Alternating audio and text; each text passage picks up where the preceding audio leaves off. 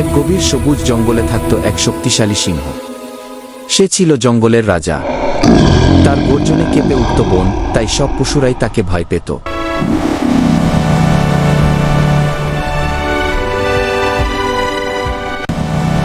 কিন্তু এই সিংহ কখনো অকারণে কাউকে কষ্ট দিত না।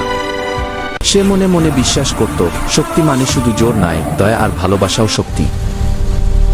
একদিন প্রচণ্ড গরমে জঙ্গলে ভয়াবহ দাবানল লেগে গেল। আগুন বনের এক প্রান্ত থেকে দ্রুত ছড়িয়ে পড়ছিল। ধোঁয়ায় আকাশ অন্ধকার হয়ে গেল। ভয়ে ছোট বড় সব পশুরা প্রাণ বাঁচাতে নদীর দিকে দৌড়াতে লাগল। ঠিক তখনই বিপদে পড়ল এক বুড়ো হাতি। অসুস্থ শরীর নিয়ে সে দ্রুত হাঁটতে পারছিল না। বনের সরু পথে সে আটকে গেল, আর তার পেছনে আটকে পড়ল আরো অনেক পশু। পেছন থেকে সবাই চিৎকার করছিল, কেউ কেউ রাগে হাতিটিকে ঠেলেও দিতে চাইছিল। এমন সময় সেখানে এসে হাজির হলো সেই সিংহ। সে চাইলে গর্জন করে সবাইকে সরিয়ে নিজে আগে চলে যেতে পারত, কিন্তু সে তা করল না।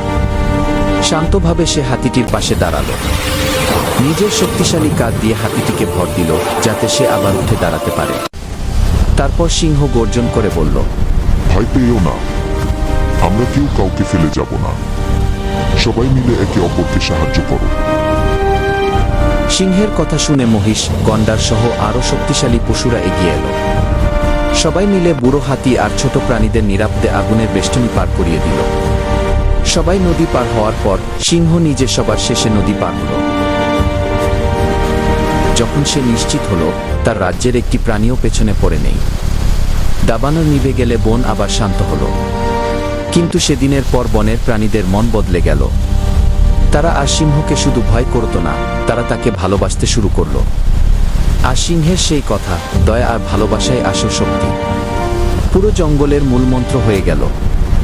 এ গল্প থেকে শিশুরা শিখবে, আসল শক্তি হলো দয়া, ভালোবাসা আর বিপদের সময় একে অপরকে সাহায্য করা।